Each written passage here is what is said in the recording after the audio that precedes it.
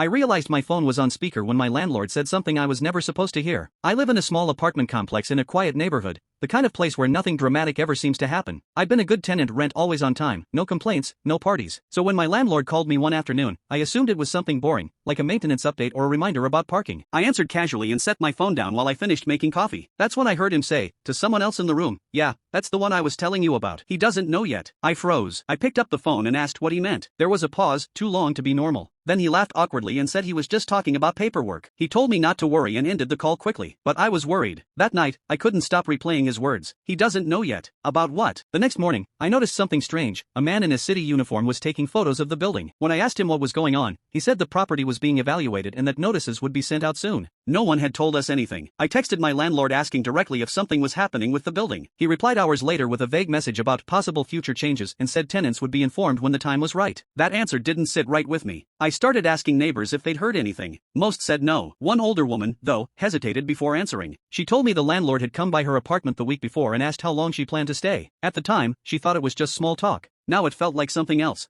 A few days later, a letter appeared taped to the main entrance, not slipped under doors, not mailed, just taped. It announced that the building had been sold and would be repurposed, and that tenants would receive individual notices about next steps. Panic spread fast. People were knocking on each other's doors, comparing what they knew. Some had leases ending soon. Others, like me, had months left. We emailed and called the landlord nonstop. Most of us got no response. Then I got another call. This time, I recorded it. He explained that the new owners plan to renovate and that some tenants might need to relocate earlier than expected. When I asked how that was legal with an active lease, he sighed and said, "That's why we haven't made a big announcement yet. We didn't want people getting upset before we had solutions." That's when it hit me. They weren't avoiding panic. They were buying time. I contacted a local tenants' rights group and sent them everything, the recording, the messages, the taped notice. They told me something important. What the landlord was doing wasn't just shady, it might be illegal. Tenants are supposed to be formally notified, and leases can't just be ignored because a building changes hands. Word spread fast after that. One neighbor contacted a lawyer. Another went to a local reporter. Within a week, the landlord suddenly became very responsive. Official notices were mailed, meetings were scheduled, solutions were offered, relocation assistance, lease buyouts, or the option to stay through the full lease term. Funny how that works. I ended up staying until my lease ended, then moved on my own terms. But the part one still think about isn't the stress or the fear of losing my home, it's how quietly it almost happened. If I hadn't overheard that one sentence on speaker, I might have been blindsided with a rushed eviction and no time to fight back. Some neighbors thanked me for speaking up. Others said they would have preferred not knowing until it was official. A few thought I overreacted. So now I'm curious what other people think. If you find out something bad before you're supposed to,